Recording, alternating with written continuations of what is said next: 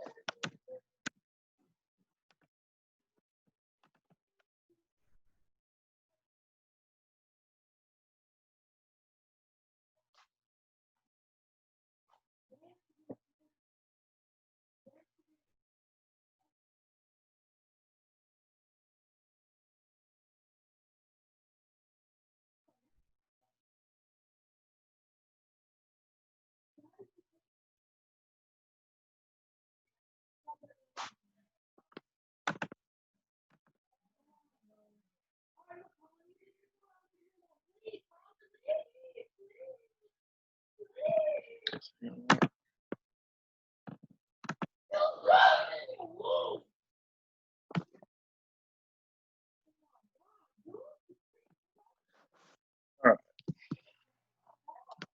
I guess we'll get going, even though it's just us.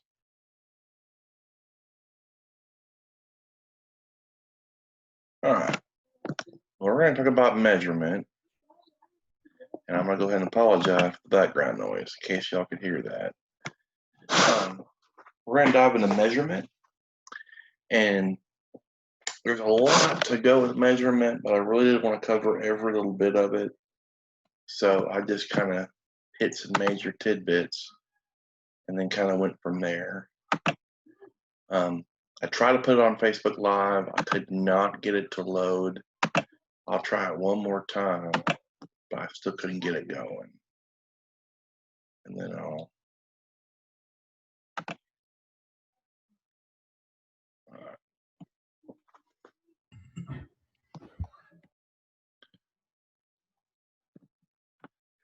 All right. Welcome back. I guess it'll be just you and me. I can't get the Facebook Live to work tonight. I just send the recording out. It'll just be you and me. Works for me. Okay. All right. Definition and functions of measurement. Measurement is basically everything that we do when it comes to behavior analysis. Our ultimate goal, excuse me, is to collect data. That data determines just about everything that we do in the intervention and the treatment and everything. It's all right. Just do what you can and just hang with me as long as you can, and it's all right. No worries at all. Like I said, I'll have the recording and I'll share it out like I have been in the past. I just really liked the whole Facebook Live, and the YouTube thing just made life a whole lot easier. But I'll definitely post it to YouTube and get it out to everybody because I know how useful that has been for everybody. But data is the most important thing that we collect. It helps us determine baseline information, helps us determine our interventions, if it's working or not. It's the focal point of everything that we do. So it would make sense that measurement is a big part of what we do. It's sometimes the most glamorous thing to learn, but it nonetheless.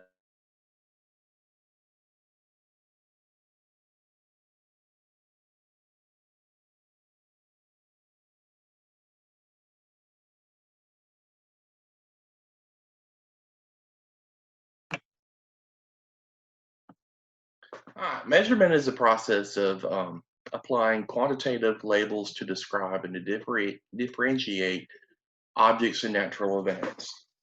According to Cooper, measurement in applied behavior analysis entails 3 steps.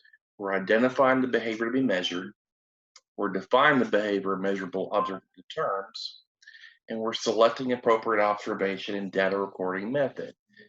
Pretty much like everything we've been talking about so far in both clubs. We're identifying the target behavior.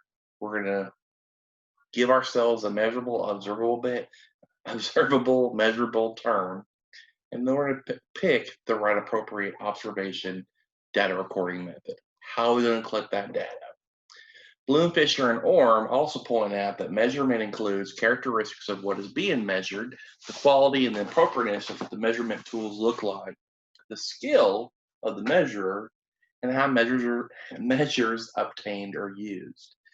Next week we'll start talking about accuracy and reliability and all those things. But when you're measuring correctly and everyone's measuring the right way, we'll have good accuracy. When we follow all the things that we need to follow, we're going to have good validity as well. Practitioners need measurement. We need measurement. We need to figure out what's going on in our treatment, what's going on in our plan. Is it working? Is it not working? Is it stable? Is it not stable? We need that measurement to determine. We're not just making guesses. We're not just, taking an idea. Maybe it'll work, maybe it won't work.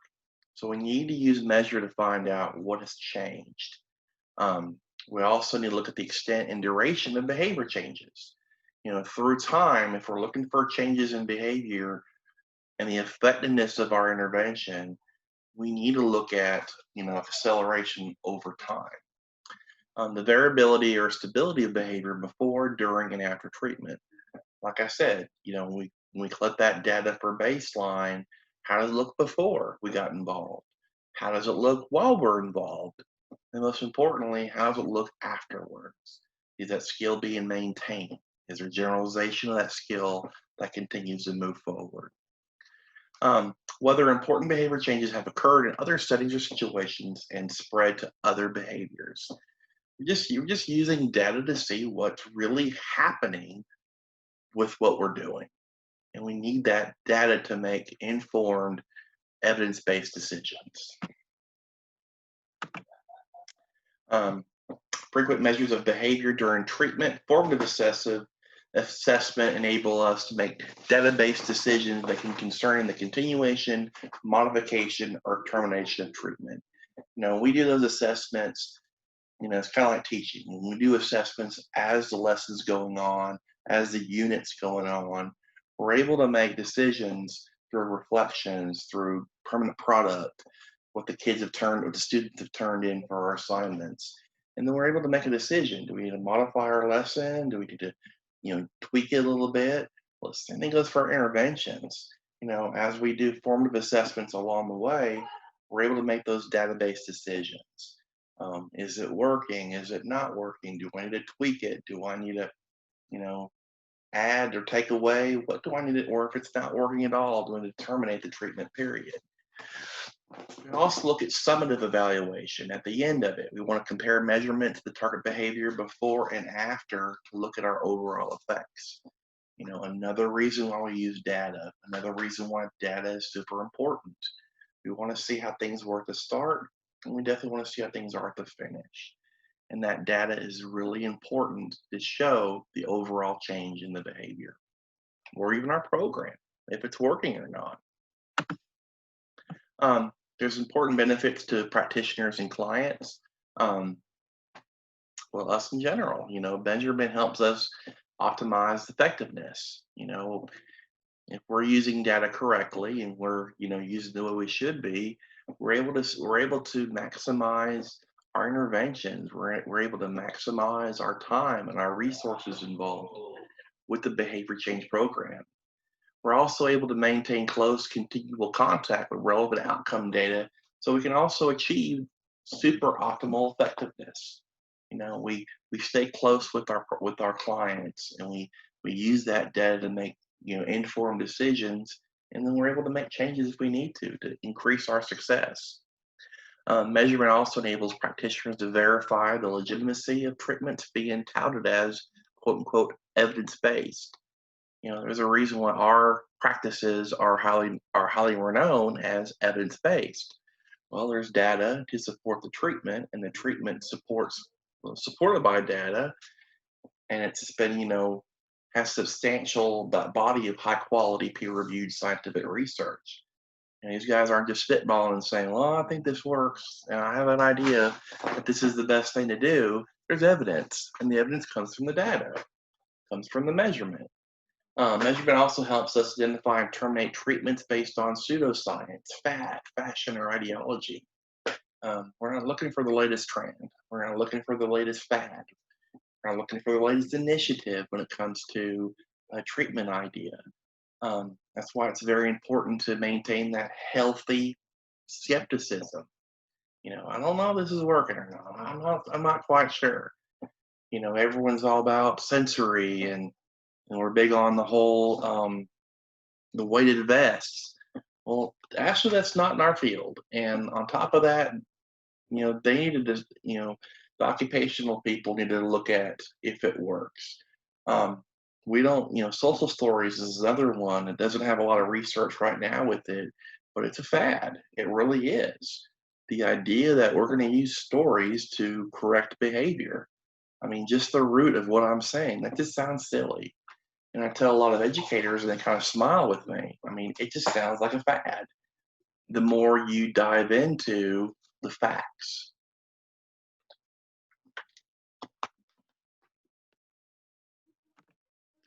Measurement also helps us be accountable for clients, consumers, employers, and society. Well, it's accountable. At work, by me doing baseline data to determine, the behaviors before I put treatment or I put a plan in place, I'm able to see if my services are even needed.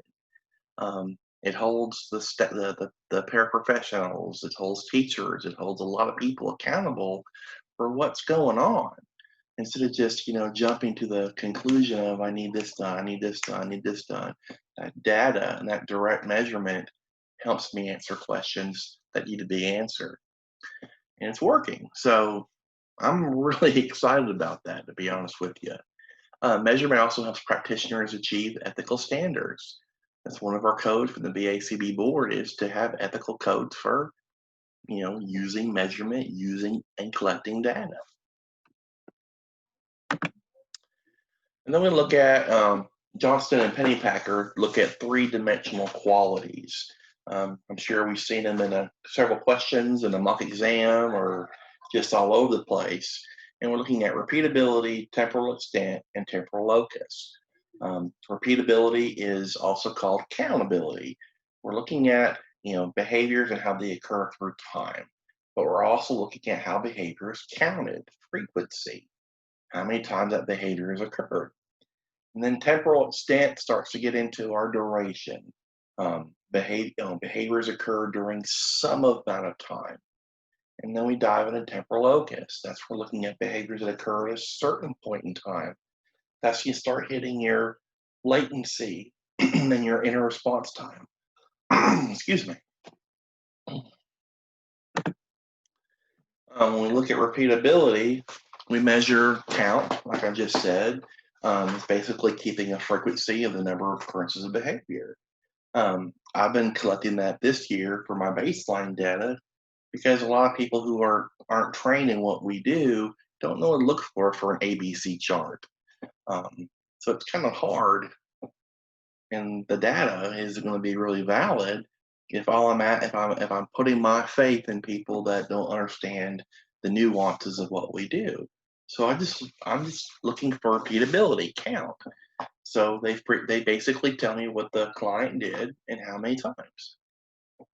I can use that rate to determine, how many times it occurs during a certain day of the week, and I can go back and just play around with that data and see what's really going on.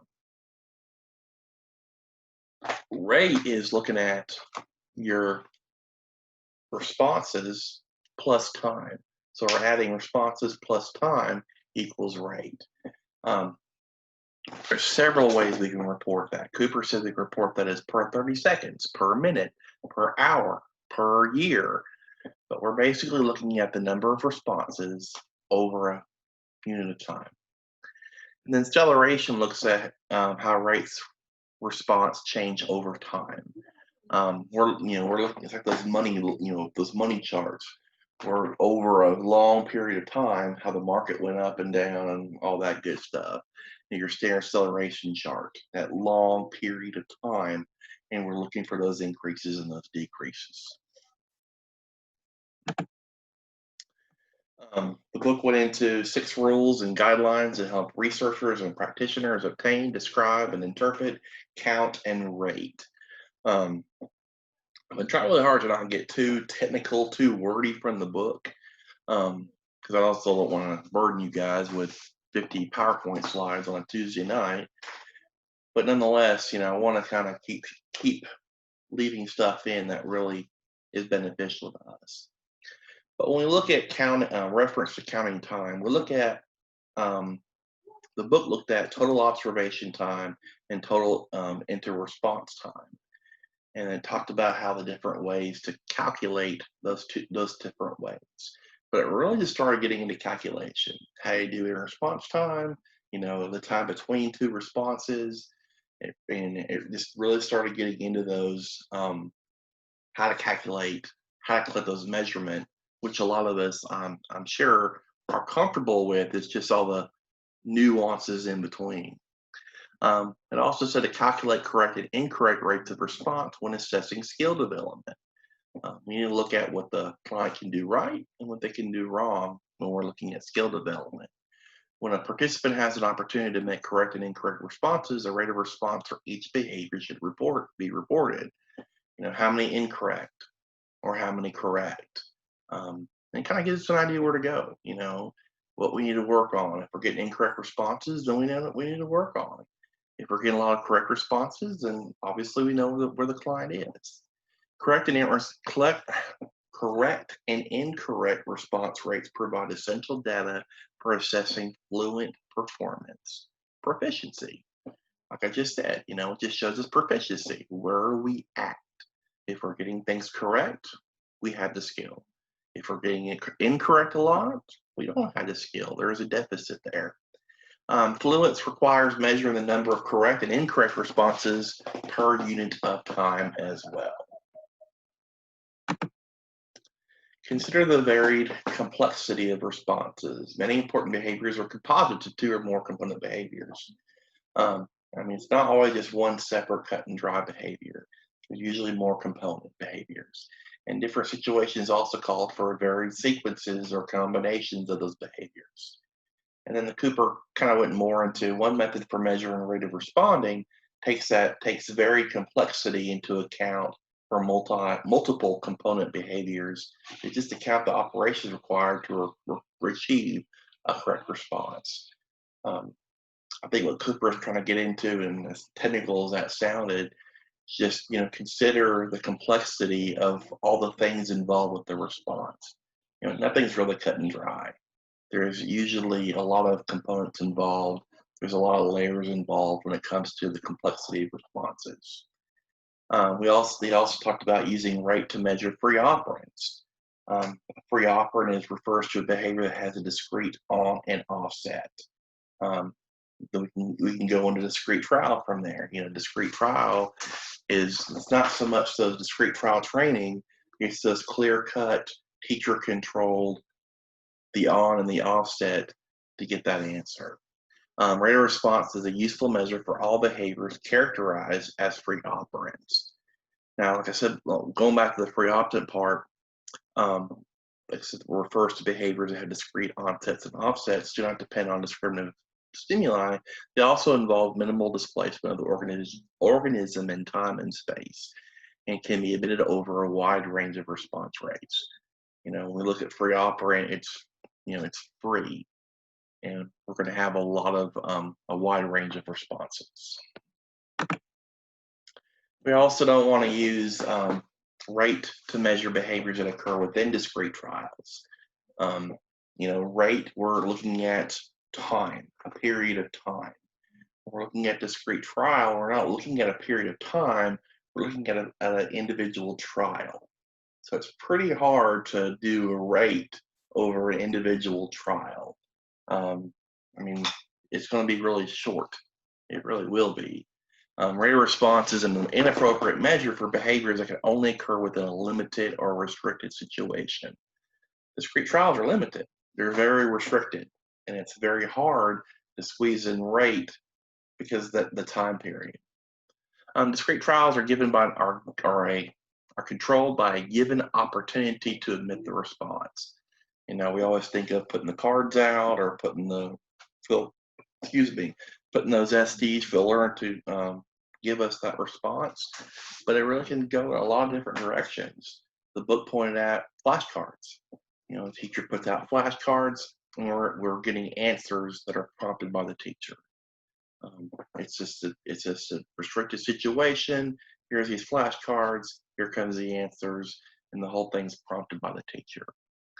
Another guideline or rule was to not use rate to measure continuous behaviors that occur over long periods. Now you have a super long period, and it's kind of hard to, really think about rate like that. How accurate would rate be if you're measuring self-injurious behavior and your rate is 3 over the past year? Then you really don't need to be involved. And it sounds like it's, once a year type of thing going on, but if it's 3 per hour, 3 per 30 minutes, then your rate kind of gives you a better measure. It's not so poor as a longer period of time. Going back to temporal extent, duration's usually the big player on temporal extent. And then we look at duration, we're looking at how long that behavior lasted, from when it started to when it ended. Obviously, duration's not used for everything. If I tap my computer fast, that'd be really hard to use duration for that response because they're happening so fast. It'd be kind of hard for frequency, to be honest with you. But when we think of duration, we're thinking about time. So we definitely want to measure it in units of time. But we also want to look at when the behavior begins to when it ends.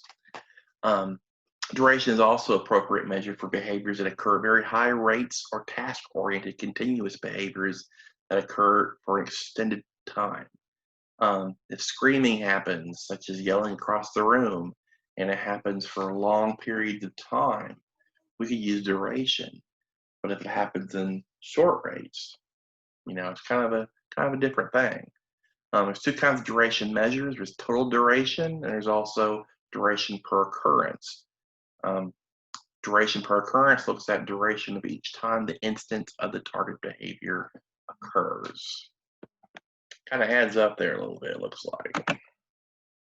Then, of course, we look at temporal locus, and temporal locus looks at that certain time when the behavior occurs. So latency and IRT would be measures on temporal locus. Latency would be from the beginning, when the stimulus is given, to when the response. An example would be a teacher gives a prompt or gives directions for the class to begin an assignment. Well, the directions, or say go, would be your stimulus. Once Susie or Johnny picks up his pencil and starts writing, that's when the response begins. So we're looking at time from the direction of go to the work beginning. It's also an appropriate measure when the applied behavior analysis is interested in how much time occurs between the opportunities to admit a behavior and when the subject initiates the behavior. Inter-response time really it's kind of cool because it really looks into your differential reinforcement of low rates and high rates. When you have differential, when you're trying to do a DRL, you want those rates, IRT rates to be longer. I'm thinking the opposite. I might be thinking the opposite, but you're looking at IRT. That's your goal. You want to increase or you want to decrease that rate of responding. IRT, we're looking at the time between 2 responses. So if a child is eating during lunch and it takes him forever between bites, between instances to eat his food, we need to speed up that inter-response time so he'll be able to finish his meal on time with everybody else. If you're driving a car, you definitely want to have a pretty quick response time between putting your foot on the pedal, the brake, to the next time you put your foot on the brake. But we're looking at two consecutive responses in that time in between. Then we look at derivative measures. Looked at percentage, and percentage to me, I feel like it's like rate. It's my number of things that have happened over time. But the book even went even further and said that a ratio is formed by combining the same dimensional qualities.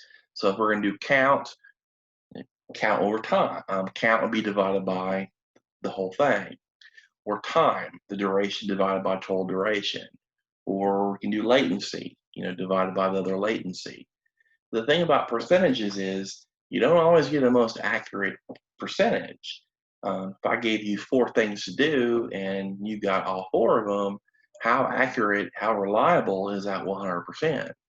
If I gave you 30 opportunities to respond, I'm starting to get more accuracy. And that's kind of the rule of thumb when it comes to using percentage. You want at least 30 opportunities. You don't want to just assign a percentage, because how accurate is that percentage? I've seen it done, and thanks to Cooper and Meyer, I kind of questioned that.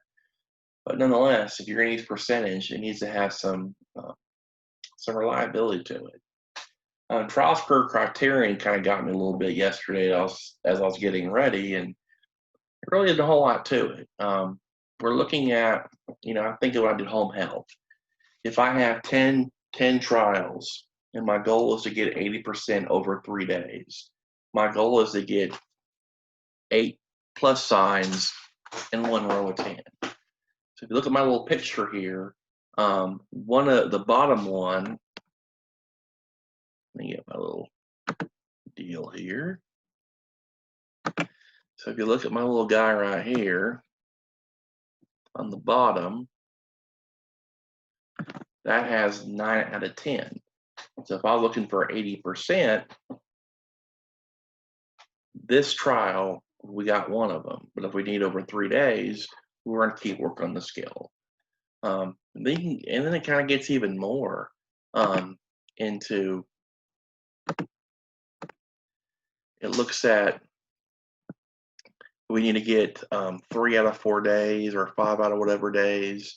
And then whatever that mark was, then you count all the trials it took to meet that criterion. I think I was thinking too hard when I was really kind of looking at it. And then when I saw all those things happening in the different deals, it just made my brain think it's a lot harder than it is. But how many times we get it, and then once we meet it, we count the trials. Topography, I think we've heard 1,000 times before, is basically what the behavior looks like, the physical form or shape. When we go to magnitude, we're looking at the force or the intensity of that response. Got a little bit left and we'll be done. Try to keep it shorter, especially on those weeknights. Then we look for event recording. Event recording is just kind of like count thing. We're looking at how many times the behavior of interest occurred. Just event recording. How many times did it occur? And then we're looking at timing. Timing we start to break down into our time sampling and our timing methods of measurement. Behavior analysts use a variety of timing devices and procedures to measure duration, response latency, and IRT. The book talked about a variety of ways, and it gave us a couple of ways right here how to measure duration, which I think we know. Use your stopwatch when it starts, use your stopwatch when it stops. Latency, hit your stopwatch when the stimulus is given, and then stop it when the response begins. IRT, when one response ends, start your stopwatch, and then when a consecutive response starts, we start it again. Time sampling, another review here. We have our whole, partial, and monetary time sampling. The book also talked about artifacts. It appears to be kind of a product of the over and the underestimating of the behaviors when we do all that measurement. I think Rogue has a great definition for it as well, or I always think of when I think of artifacts. But time sampling, nonetheless, refers to a variety of methods for observing recording behavior that happen in time. Whole recording is if the behavior happened throughout the interval. So you want to keep short intervals. You don't want to keep them long. But during those short intervals, if the behavior occurred the entire time, we count it. But nonetheless, it gives us overestimations of the behavior that we're looking at. Partial, we're only looking at if it occurs anytime during the interval. So if we're setting up our intervals and the behavior happens at the beginning, we can stop watching. We're not invested anymore because it's already happened. So, you have your short or long periods. Once a behavior occurs, the first time it occurs, we track it. So that would give us an overestimate of the behavior. And then we have monetary time sampling. They can kind of give you an over, or it can give you an underestimate estimation of the behavior. It's looking at if the behavior occurred at the end of your interval. So kind of good for teaching, I guess. If you're in a classroom and you're busy with so many kids and you're watching a specific behavior with a client, and the timer goes off, all right, look, and then it doesn't happen or it does happen, then we mark the occurrence. Clock check is kind of the same grounds as monetary time sampling. We're measuring group behavior. We're measuring groups.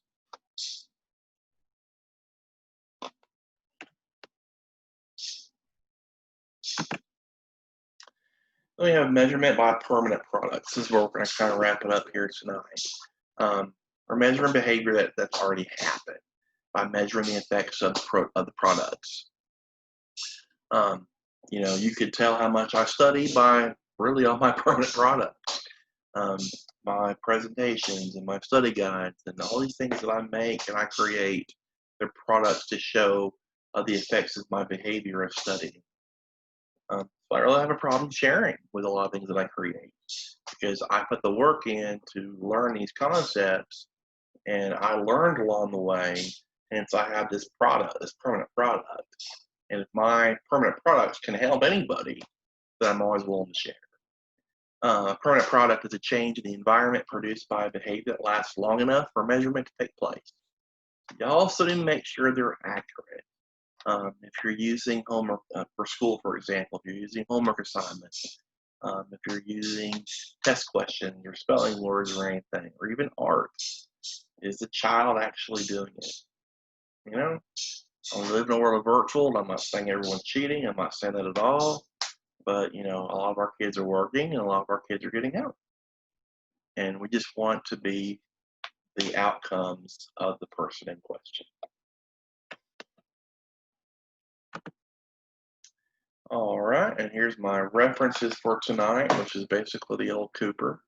I'm really sorry about the Facebook Live part, but I'll definitely post it on the YouTube channel, and then I'll definitely get the presentation up, and I guess get the recordings out. But it would be a whole lot easier if y'all just start using the YouTube page. It really would. So I appreciate y'all, and y'all have a great day, great night, great whatever, and I'll talk to everybody later. Thank you, everybody.